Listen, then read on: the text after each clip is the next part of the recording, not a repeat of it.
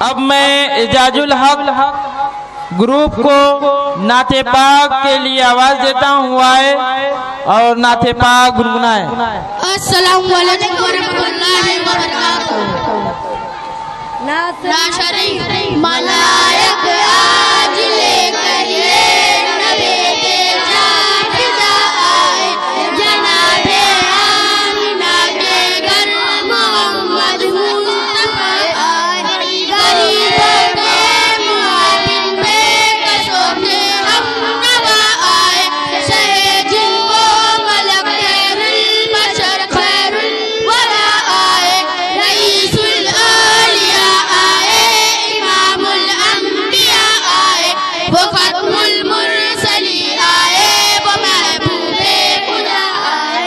ज़माने भर में यूतुबार कुछ आलिया आए, मोहम्मद मुस्तफा लेकिन बंदा जे जुदा आए।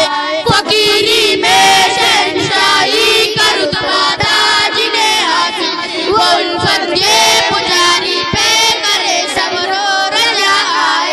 मदीने को मुनव्वर और काबा को किया रोशन, जमाने भर में फैलाते हुए नूरे खुदा आए। अस्सलामु अलैकुम। वालेकुम अस्सलाम व रहमतुल्लाहि व बरकातुहू।